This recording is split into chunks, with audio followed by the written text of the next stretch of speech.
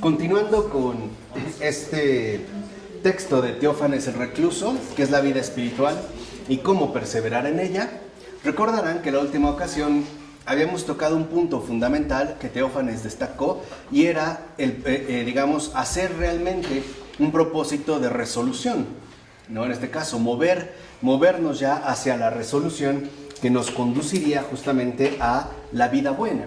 Ahora, Teófanes lo que hace en la carta 30, por ejemplo, es hablar de las formas con las que se puede suscitar y fortalecer esta resolución, ¿no? Es decir, en un primer momento nosotros hablaríamos de el tomar resolución, ¿no? La resolución por la vida buena.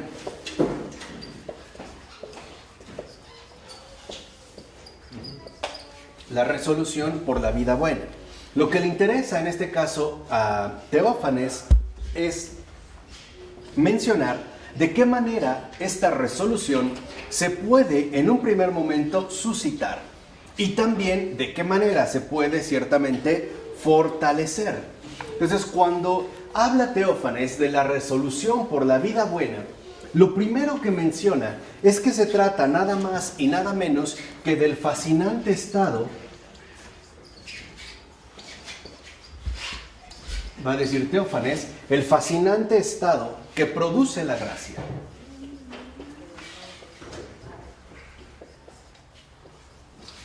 Tomar la resolución, pues, por la vida buena es decidirse definitivamente por este fascinante estado que produce justamente la gracia, ¿no? Es, decidirse ya por este fascinante estado que, como dijimos, produce la gracia. Y para hacerlo, retoma y cita algunas enseñanzas de Macario el Grande, ¿no? De San Macario. Una de las primeras cosas que habla, o que dice San Macario y que retoma Teófanes, es que este fascinante estado que produce la gracia es un tesoro. Es el tesoro celestial. Cuando uno toma la resolución por la vida buena, uno se está decidiendo realmente por el tesoro celestial. No es cualquier cosa. No se trata de, dirigirse hacia una cierta alternativa que mejoraría nuestras condiciones de vida. Se trata más bien de aceptar, ¿no? Decidirse por un tesoro celestial que en efecto va a traer una transformación radical en toda nuestra persona. Entonces dice, por ejemplo, Macario el Grande, que quien ha adquirido y posee este tesoro celestial del Espíritu, realiza por el Espíritu, de manera irreprochable y pura, toda justicia, según los mandamientos, ¿no? Y añade, es preciso, primero, que nos obliguemos a pedir al Señor que nos haga dignos de alcanzar y aceptar el tesoro celestial del Espíritu.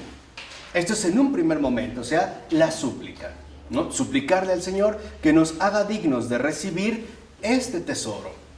Y no solo en este sentido de recibirlo, sino de verdaderamente encarnarlo, ¿no? Dejar que penetre hasta la más íntima fibra de nuestro ser.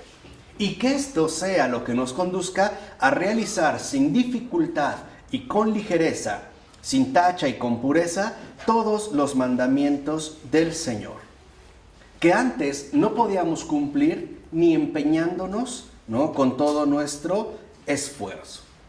Entonces, este tesoro, dice San Macario, primero se suplica. Ya no solamente se trata de que se pida, sino que se suplica. Tiene una intensidad mayor, porque una súplica es una petición constante, que no solo se trata, de una mera repetición, sino que esta constancia en la petición lo que hace a final de cuentas es encender el corazón, de tal manera que la súplica se transforma en oración ardiente. Ya no solo es una cuestión meramente mental, sino que también, por decirlo de esta manera, se transforma en algo cordial. Los afectos, ¿no?, se despiertan para añadirse justamente a nuestra súplica. Dice, cuando esto se da, entonces lo que nosotros recibiremos es ligereza para cumplir los mandamientos que el Señor nos ha dado, digamos, con toda premura, o sea, ya sin dificultad. Y lo que menciona Teófanes es que este tesoro celestial, ¿no? Está a disposición de todos. El acceso a este territorio privilegiado, ¿no? A este estado fascinante que produce la gracia, está abierto a todos. Está al alcance de todos.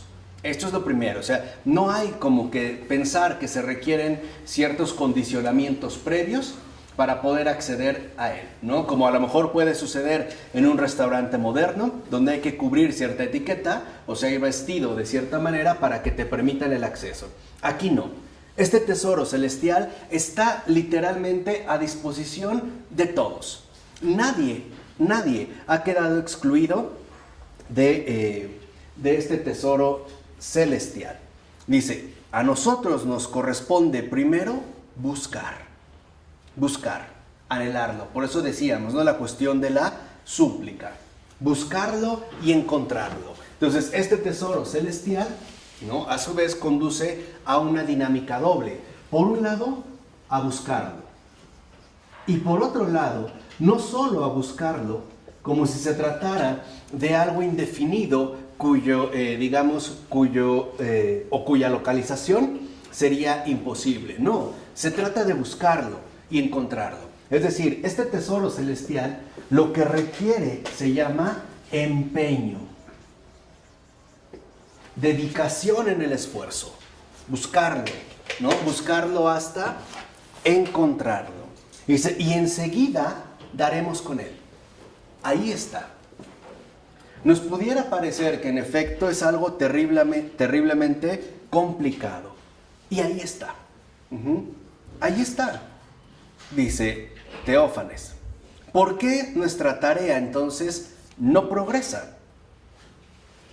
Por una simple razón, dice Teófanes.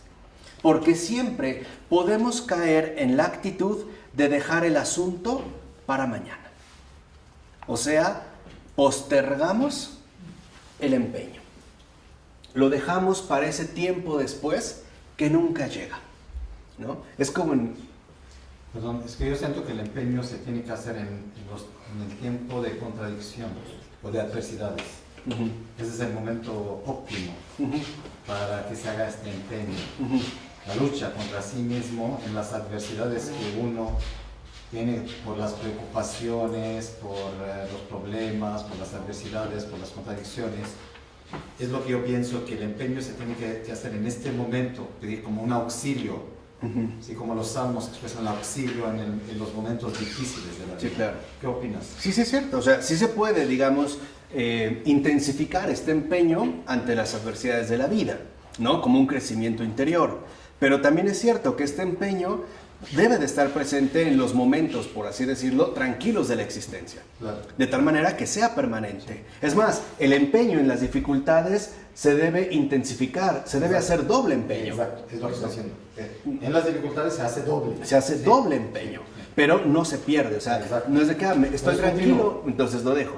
Pero finalmente es continuo. Claro. En acción de gracias, en amor, te amo, Señor. Es continuo, pero tiene que ser doble en las adversidades. Claro, porque es cuando más se requiere, o digámoslo así, cuando más se necesita.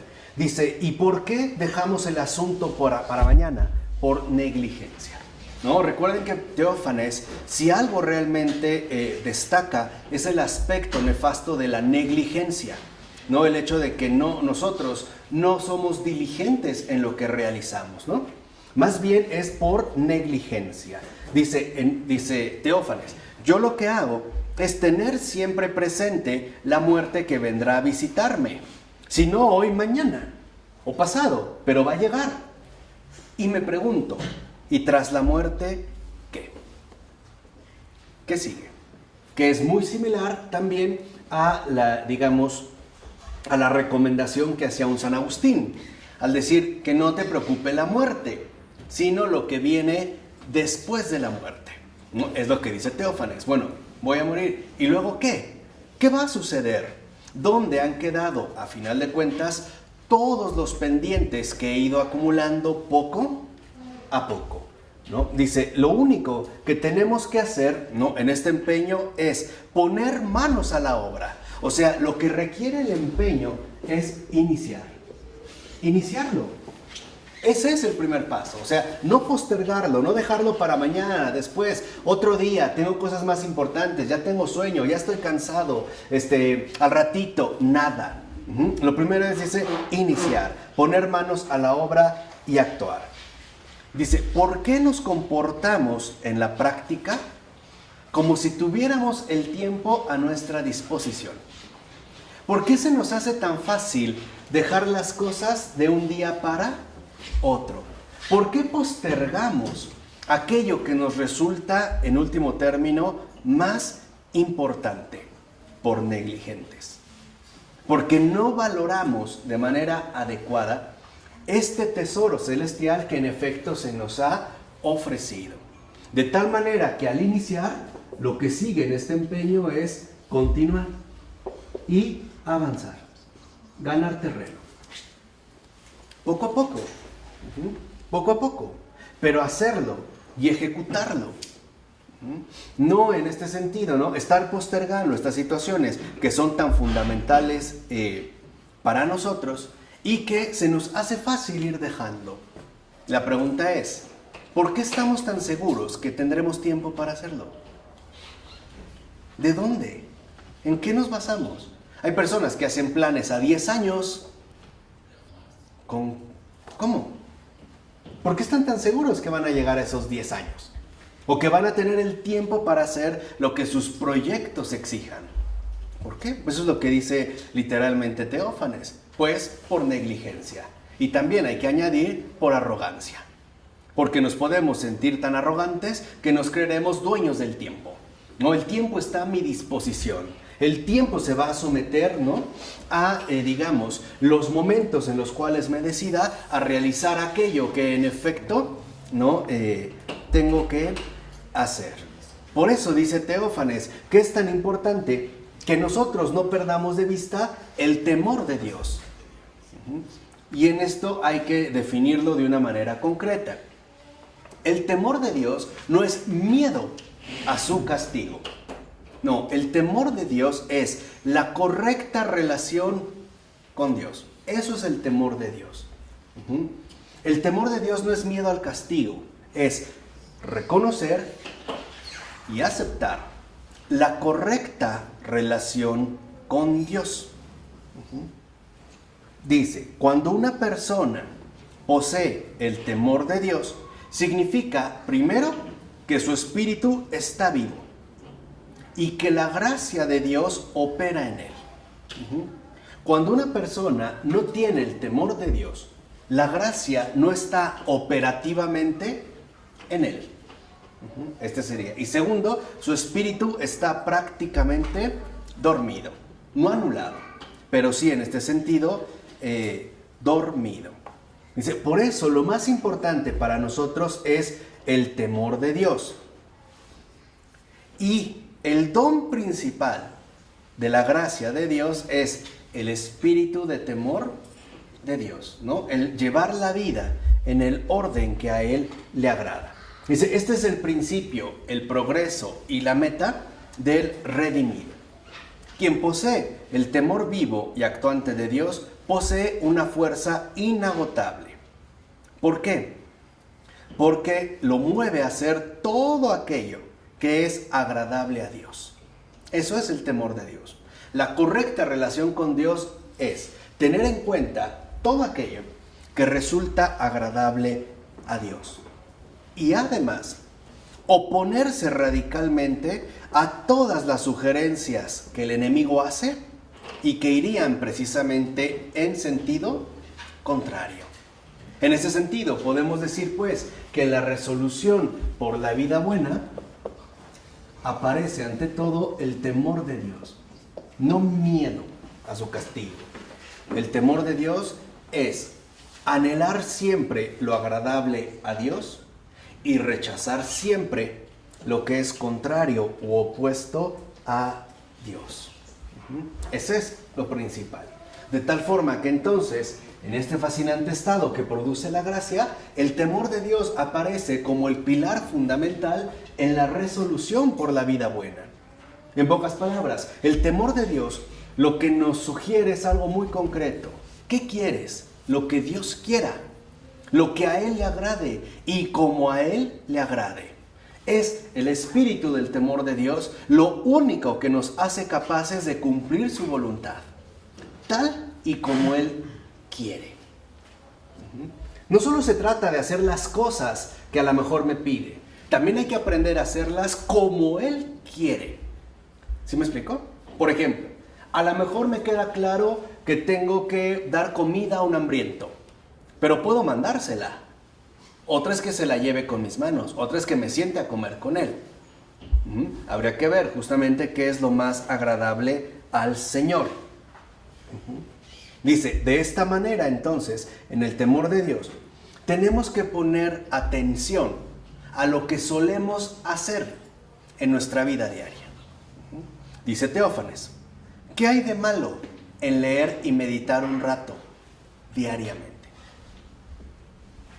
¿Lo hacemos? No. Dice, ¿qué hay de malo en leer y meditar un rato?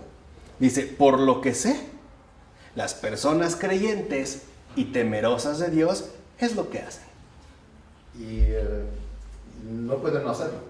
No pueden no hacerlo. Dice, por lo que sé, eso es lo que las personas creyentes hacen. Aunque sean pocos minutos. Sí, dice, por lo menos leer y meditar un rato. Por lo menos. Dice, por ejemplo, los médicos aconsejan no salir de casa en ayunas. En relación con el alma, esto se cumple mediante la oración y la lectura y meditación de la mañana. Con ellas se alimenta el alma. Si no, y así no sale a cumplir sus tareas diarias sin alimento. Entonces podemos decir, ¿por qué a veces no somos capaces de realizar el bien que se nos presenta a lo largo del día? Porque no tenemos la fuerza, no hemos recibido el alimento espiritual que nos va a permitir, afrontar estas situaciones.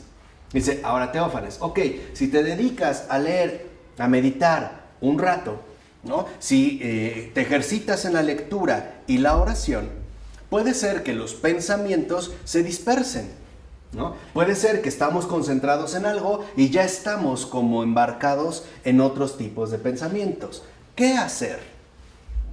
¿Qué hacer? Por ejemplo, primero, no ceder a esa distracción. Corregir.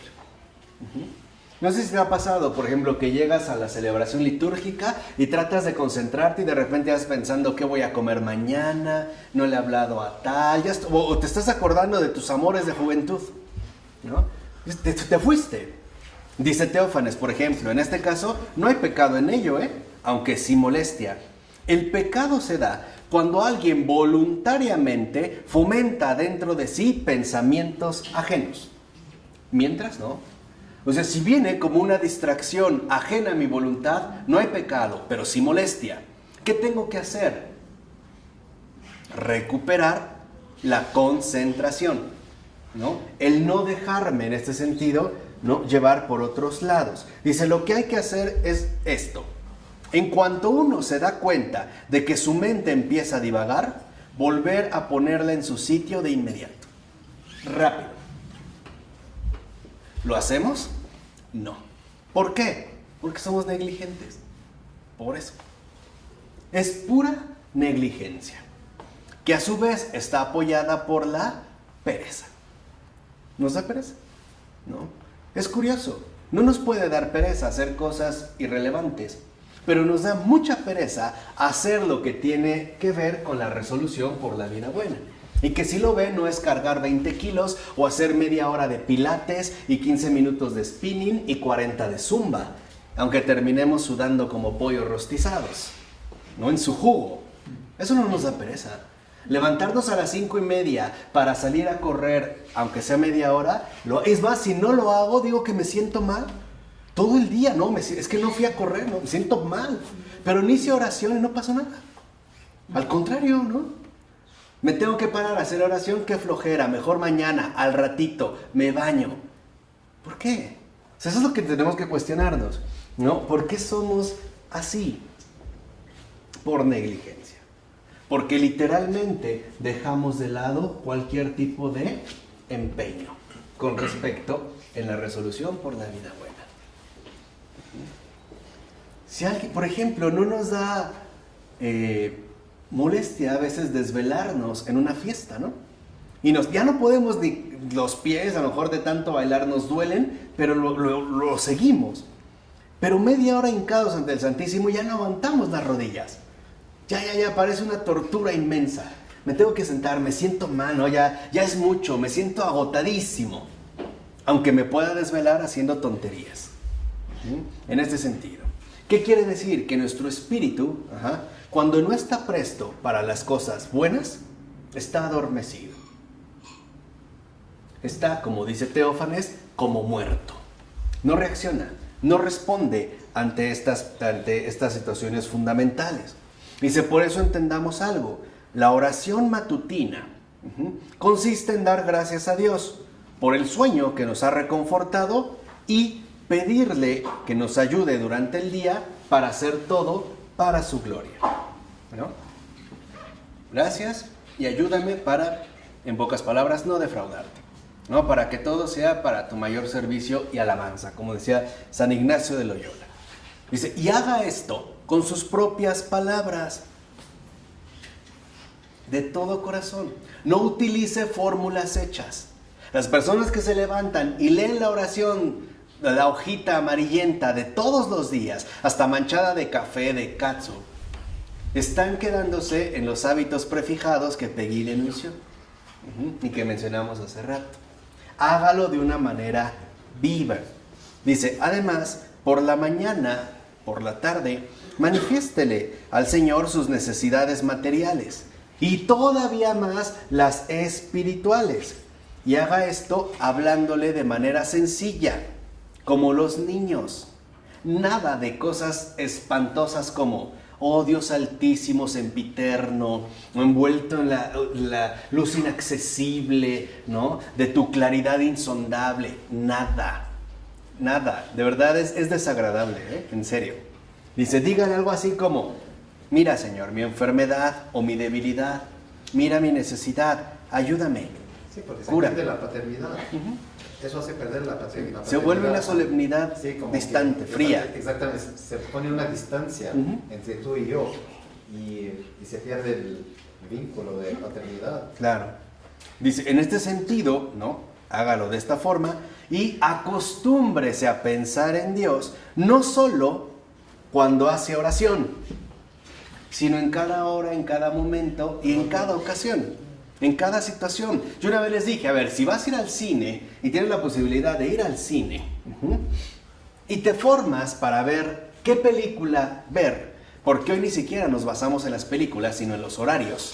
A ver cuál nos queda, ¿no? Hasta esa bajeza hemos llegado. Y ni siquiera escogemos una película, nos sometemos al horario que nos acomodó. Si bien nos va, pregúntale, Jesús, vamos a entrar al cine, ¿qué te gustaría ver?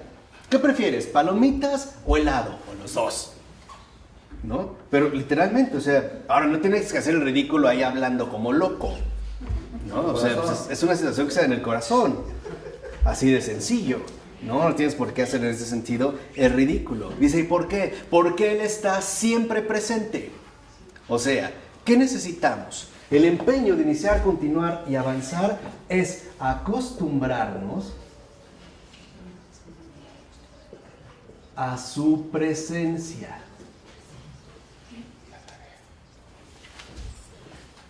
A su presencia fiel. El Señor siempre está presente. Dice, de esta manera, así como uno que toma el sol, así el que se acuerda frecuentemente de Dios, sentirá siempre su calor, su cercanía. Entonces, la presencia es presencia, cercanía. Porque además está vivo.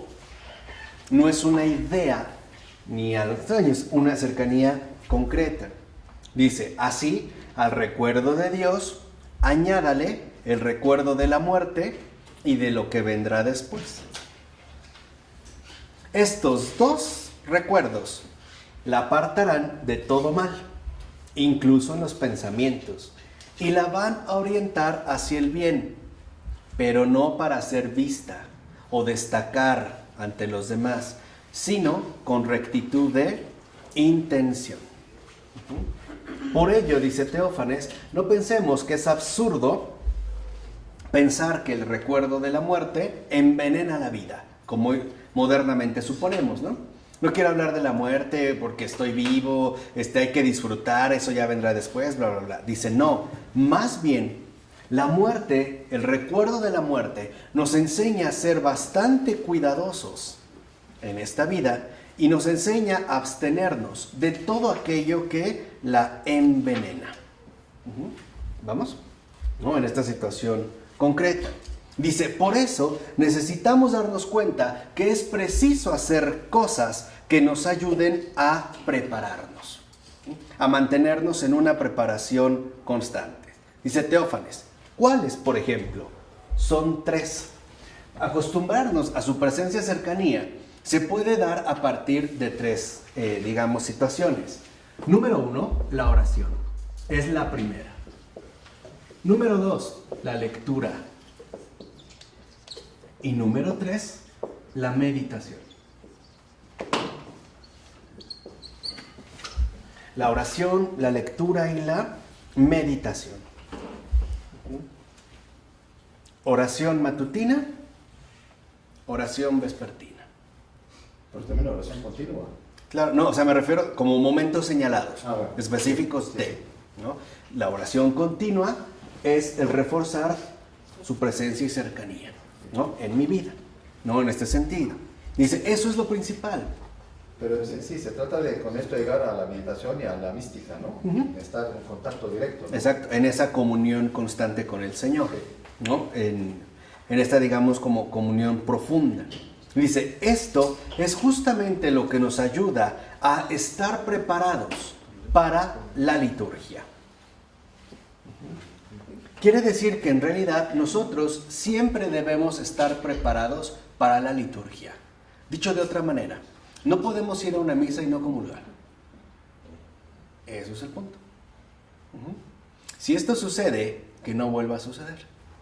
Menos de que, pues ya luego me confieso, ni modo, pues ya estoy aquí, pero no importa, ¿no? Salvo, a menos que esté en estado que no pueda comulgar. No, por eso, pero si eso sucede, que por las razones que sean, no comulga, que eso no se vuelva a repetir. Entonces, hacerlo conveniente. O sea, mantenerse en este sentido, dijimos, bajo una constante preparación. De tal manera que entonces la oración, la lectura y la meditación ordena los pensamientos y los sentimientos.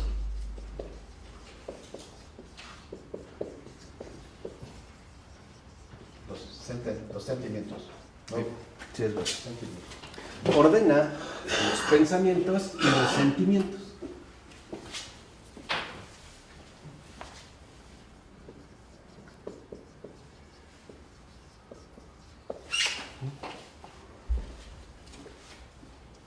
Dice, esto es lo que a veces perdemos de vista. Si nuestros pensamientos están divagando de un lado para otro, no logran asentarse, es porque, en pocas palabras, por ejemplo, oramos, leemos o meditamos sin sentimientos. Lo hacemos de una manera meramente mecánica. Lo importante es que mi pensar vaya cargado de afecto, que se enciendan también el horno de mis sentimientos, para que mi integración o mi orientación hacia la presencia, cercanía de Dios en mi vida sea verdaderamente afectiva. Por eso no solo se trata de pensar fríamente, por eso decimos pensar fríamente, sino de involucrarse cálidamente.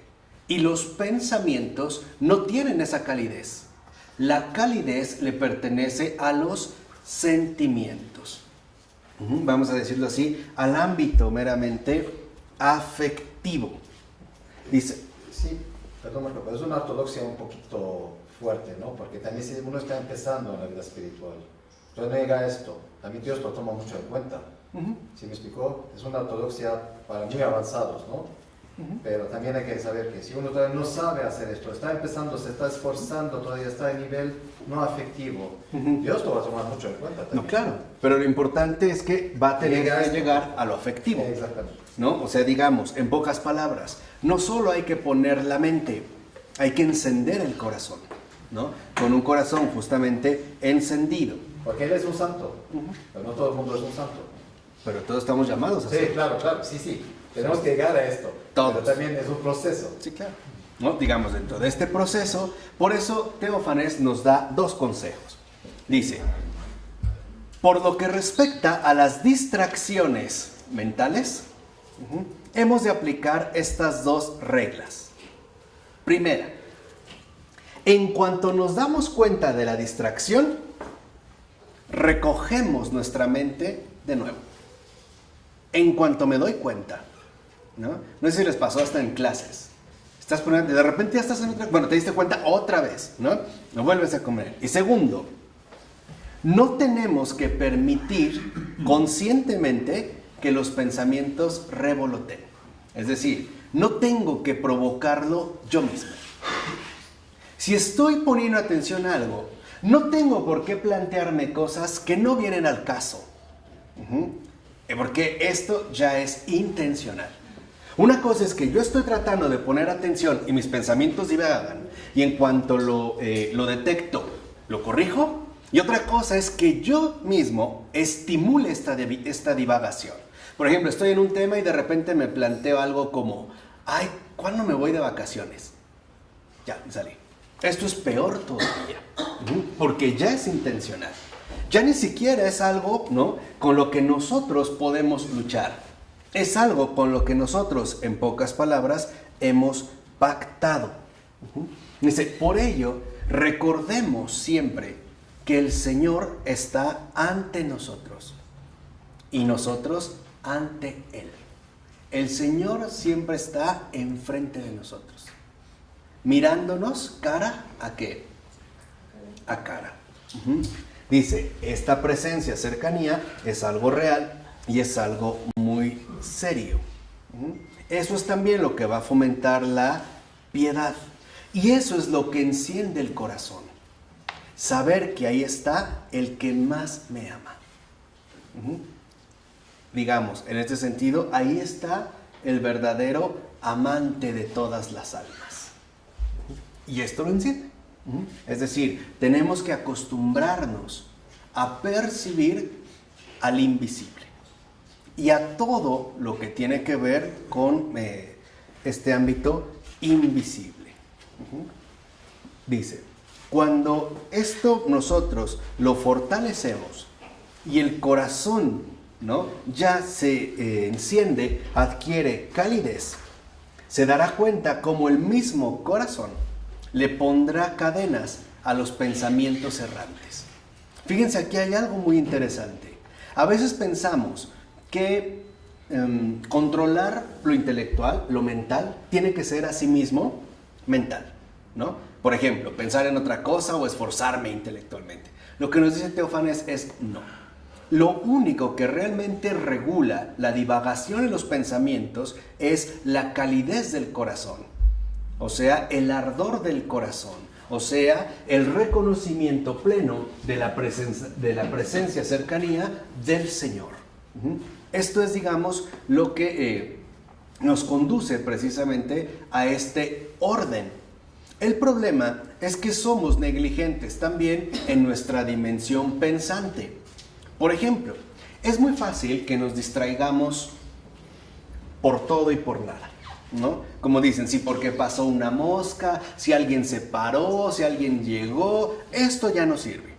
El punto no está en distraerse, el punto está en que no nos volvemos a colocar en un estado de atención pleno. No lo hacemos. Por eso, quizás hace ya mucho tiempo, pero ahora se los repito, en una ocasión les dije que el pensamiento es como un perro. Literal, literal. Y hay que entrenarlo, Si no, el perro te domina. Así como hay personas que tienen un perro y dicen que lo van a sacar a pasear y es mentira, el perro lo saca a arrastrar y ahí los lleva haciendo el ridículo. Si yo a un perro, y aquí tenemos un experto, si yo a un perro le digo, siéntate, ¿qué tiene que hacer, Rafa? Y si yo me muevo, ¿qué tiene que hacer el perro? Sentarse. Y si se para, ¿qué tengo que hacer? Corregirlo. Eso es con el pensamiento. Al pensamiento le gusta andar papaloteando, dice Teófanes, revoloteando. Y no nos dedicamos con empeño a controlarlo. Hay que aprender a ejercitar el pensar. Y también hay que aprender a dejar de pensar cuando no se necesita. No imaginar cosas. Sí, no empezar a fantasear, ¿no? A utilizar inútilmente nuestra capacidad intelectual. Lo vimos todo con Florencia, las fantasías, el pensamiento. La diferencia entre la ilusión, la fantasía, la imaginación, la realidad, etc. O sea, hay que aprender a hacerlo. ¿Cómo? Poniendo atención, que es justamente a lo que nos ha llamado, en este caso, Teófanes. Si detectas que tu pensamiento está divagando, corrígelo, vuélvelo a centrar. Si vuelve a ocurrir, vuélvelo a centrar.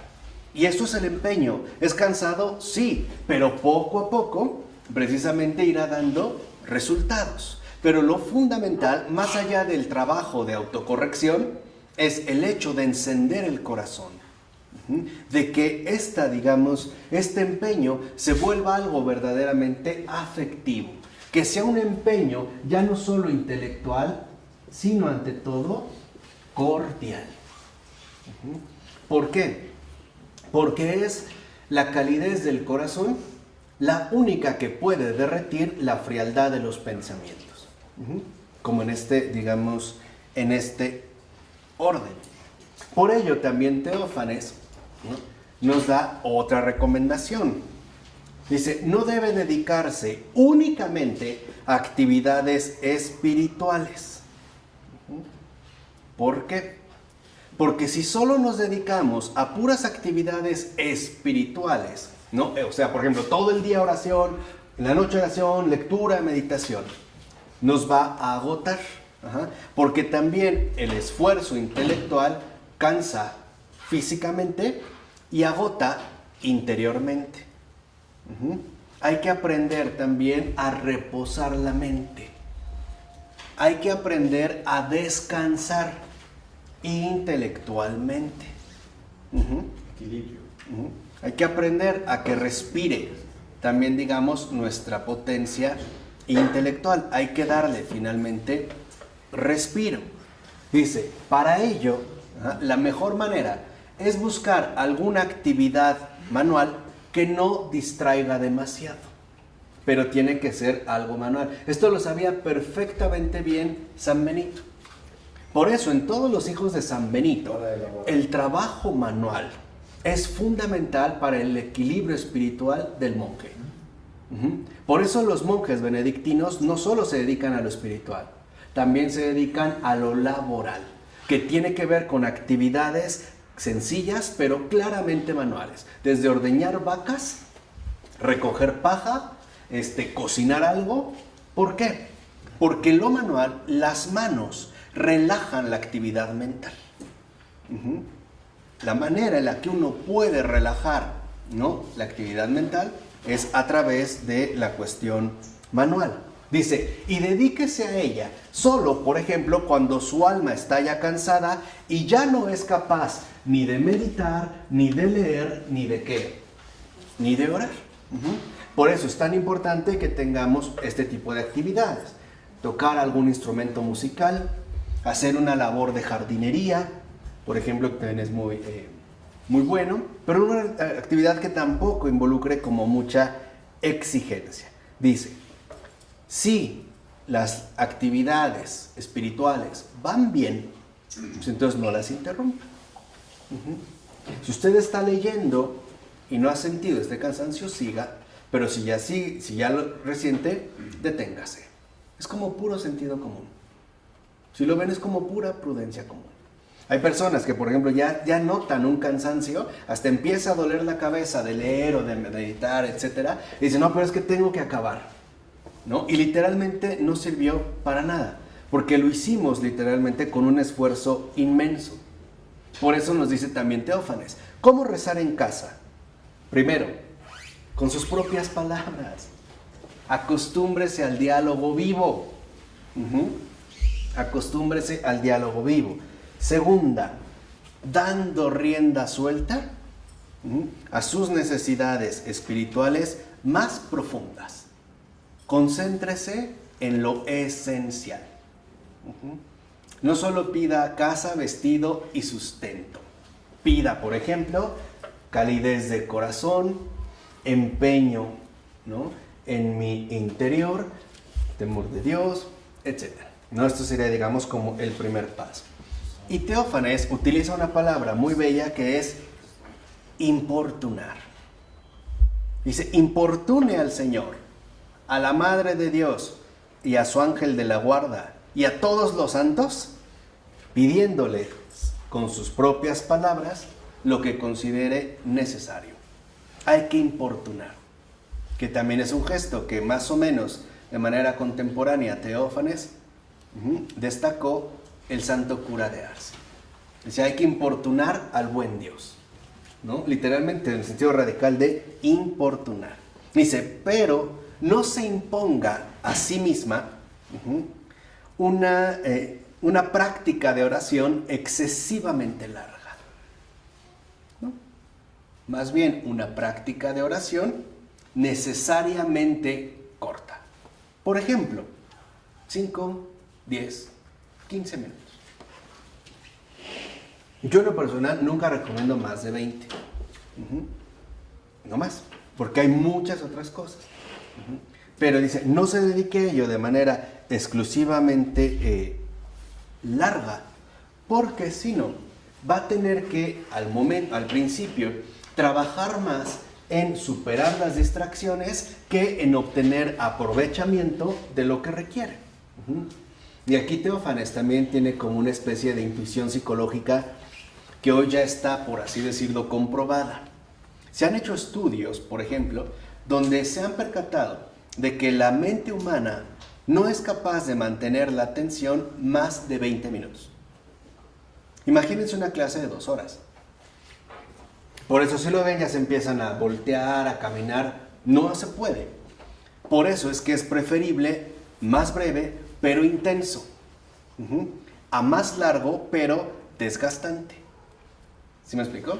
Aquí sí puede aplicar aquello de que de lo bueno poco. Dice, ok, esta es su oración, pero también están la lectura y la reflexión. No hay que leer para llenar la memoria de mucha información y muchos conceptos, sino para edificar el espíritu. En pocas palabras, si uno va a leer, digan lo que digan los ilustrados, no es para ser un erudito, sino para ser un santo. Para eso se lee. Si no, no sirve para nada. Y por eso también San Pablo decía que la ciencia hincha. Si solo queremos leer por saber, conocer, citar, etc., no sirve de nada. Se trata de elevar el espíritu y dejarnos, ¿no?, literalmente tocar por la obra de la gracia, nuestra resolución por la vida buena. Dice, por consiguiente, también hay que aprender a leer, porque la realidad es que tampoco sabemos leer. Y aquí sí me voy a detener un poquitito. Hoy pensamos erróneamente que leer es una especie de ejercicio psicológico visual, ¿no? Que yo estoy ante un texto en el cual visualmente veo unas letras que yo capto, reproduzco mentalmente y trato de entender qué dice, ¿no? Por eso si lo ven es como muy común que cuando lees algo dicen, ¿qué opinas? ¿No? O ¿qué entendiste? No nos interesa, eso no es leer. Leer es escuchar lo que está escrito. Eso es leer. Leer es poder decir qué dice el autor. Y para poder decir lo que este autor dice, primero tengo que escucharlo. Por eso durante muchísimos siglos la lectura era en voz alta, no en silencio. Esto es reciente. Era en voz alta. Dice, entonces lo primero es aprender a escuchar. Lo primero es que yo pueda decir qué dice el texto.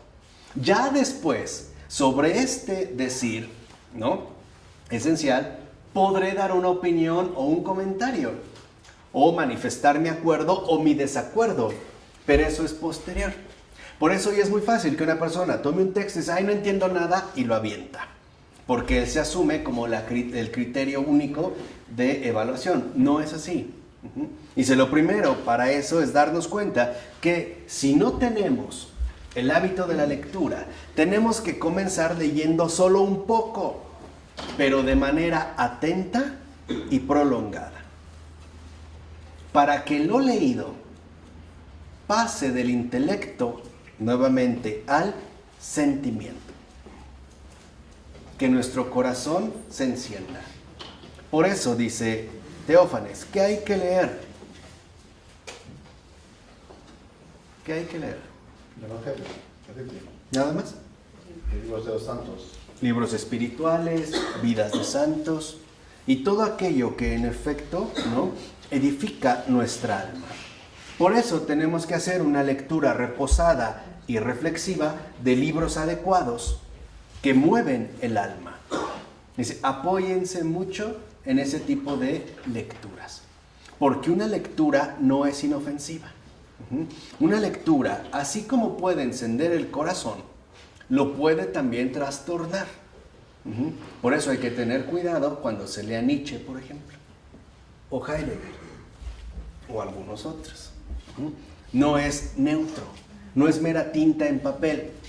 De hecho, las letras también vienen inspiradas por un espíritu, y hay que darnos cuenta hacia dónde nos conducen.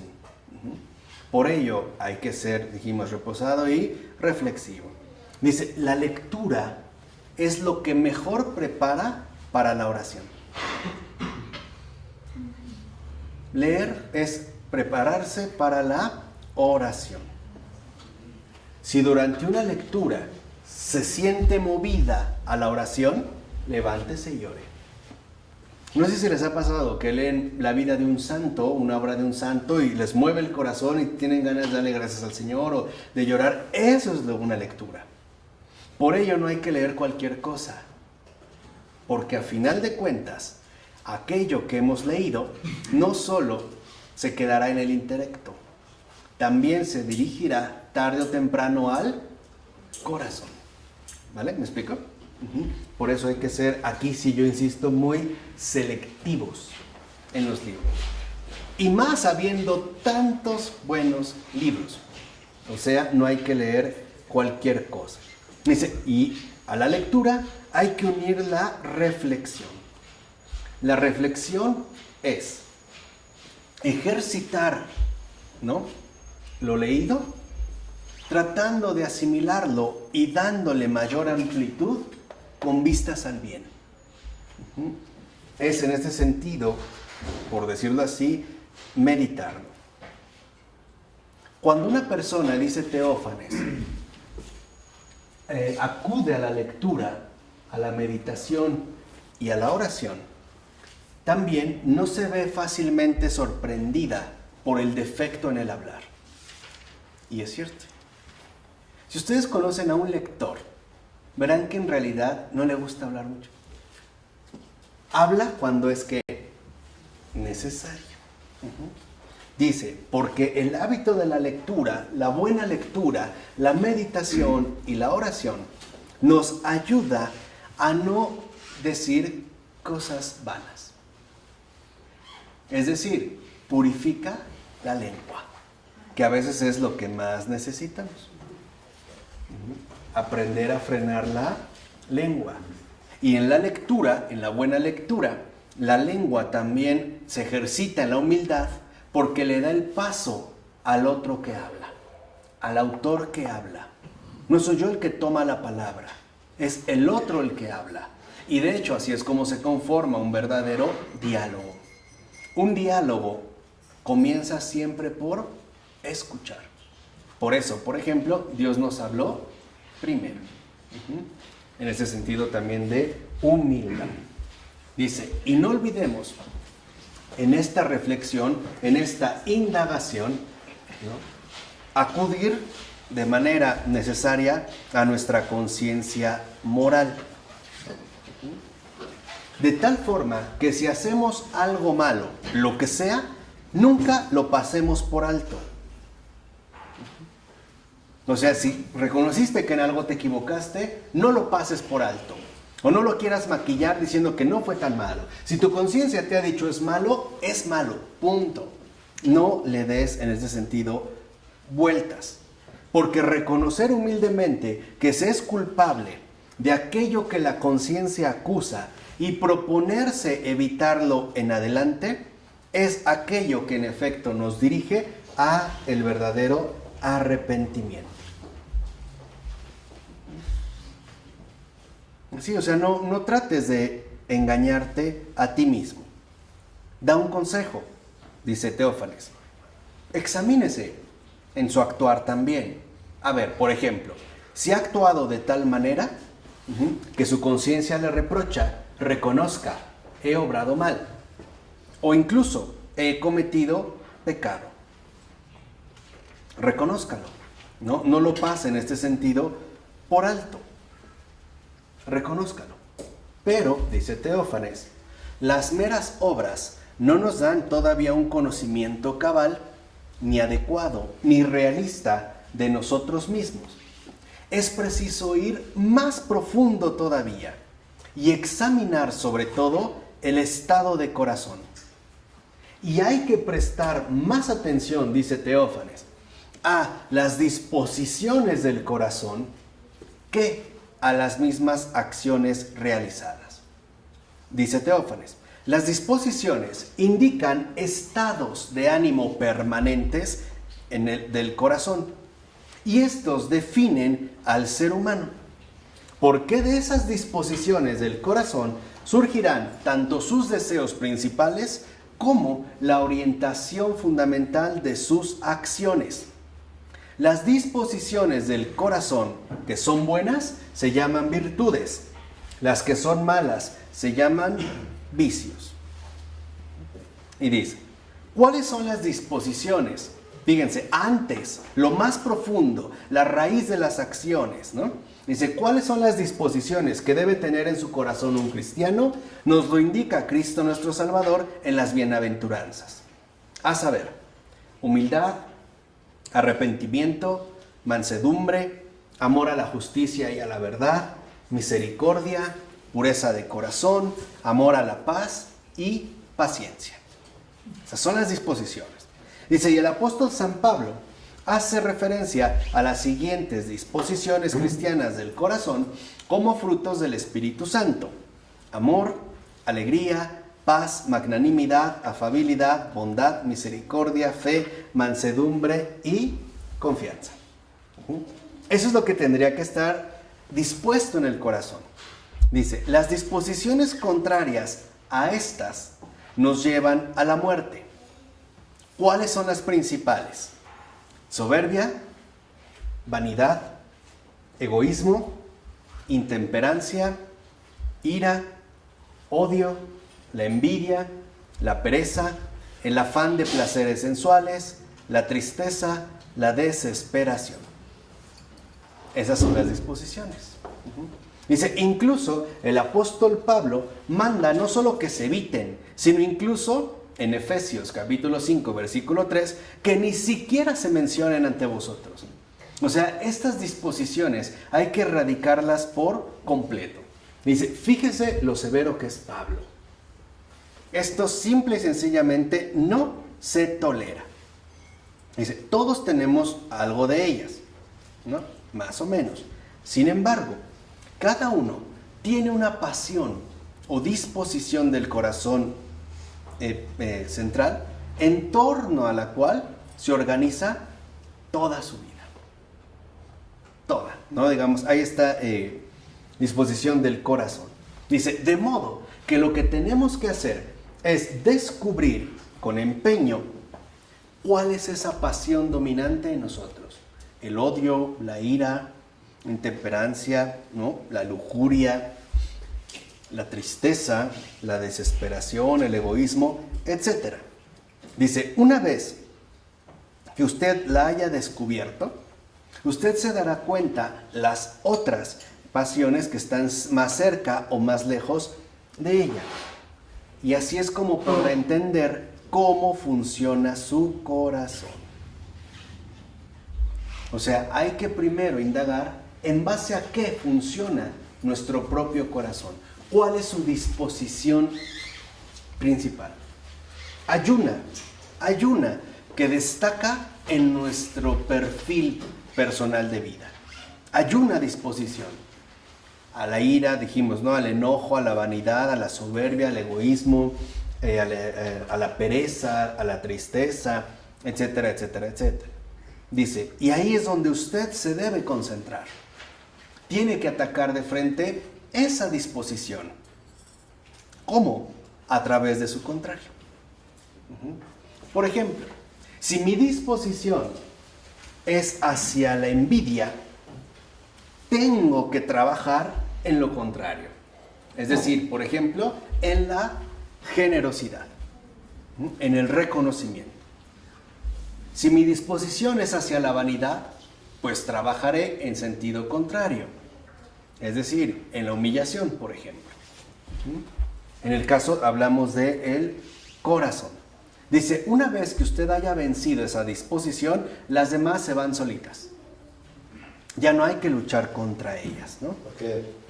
¿Por qué se va? Porque como se han dado cuenta estas malas disposiciones, esta mala hierba, que vencimos a la más fuerte, ni siquiera se exponen. Como que ella es la raíz de las demás, ¿no? Ya, las demás ya no tienen nada que hacer ahí. Dice, corregir las acciones es fácil. Ya no hagas eso y listo. Pero quebrar y corregir el corazón no se consigue así. Requiere una lucha. Pero si en la lucha uno no sabe a dónde dirigir los golpes, ¿no? Solo agota sus fuerzas, forcejea sin sentidos y no logra ningún éxito. Por ello debemos de detectar cuál es la disposición fundamental de mi corazón. ¿Cuál es? ¿Cuál es, digamos, la que está ahí como coordinando todo lo demás? Dice, esto nos llevará a entender el espíritu de la vida, que es lo más importante, pero al mismo tiempo lo más complicado. El mal espíritu suele ser tan perverso y tan hábil para ocultarse tras la máscara de bondad que hay que poseer una visión espiritual muy aguda para detectarlo. Primero, el espíritu que viene del mal espíritu es aquel que vive para sí mismo. En pocas palabras, se llama egoísmo. Este es literalmente, ¿no?, inspirado en el mal espíritu. Dice, así, para quien se vive es lo que indica el espíritu de la vida. ¿Vives para ti mismo o en su variante secundaria? ¿O vives para el mundo, menos para Dios? Dice, por ello, determinar cuál es el espíritu de su vida no es tan difícil. Dese cuenta para quién vive usted. Al servicio de quien está. Y lo que es mejor, a quien está dispuesto a consagrar toda su vida. Dice, quien tiene el buen espíritu es aquel que vive para Dios. El que vive exclusivamente para sí tiene el espíritu del egoísmo, o sea, el espíritu de la autocomplacencia. Así pues, reconozca también cuál es el espíritu que predomina sobre usted. Tenemos pues una tarea: orar, leer, meditar. Y dice Teófanes, poco a poco, todo le irá saliendo mejor, con más facilidad y con más sencillez. Por ello nos dice Teófanes, nos deja una tarea. Dice, tratemos de respondernos. ¿Por qué vivimos de forma tan negligente? Tratemos de respondernos cada uno esa pregunta. ¿Por qué vivimos cada uno de nosotros de forma tan negligente? ¿No será porque la disposición fundamental del corazón quizá no está arraigada en el buen espíritu? ¿No será quizá que este empeño ha sido obstruido por muchas otras trampas? ¿No será, en pocas palabras, porque esta presencia, cercanía, ha sido eclipsada por muchas otras cosas que no nos llevan a ninguna parte? Esta es la cuestión que cada uno tendrá que responder en el silencio de su propio corazón. En nombre del Padre, del Hijo y del Espíritu Santo. Amén.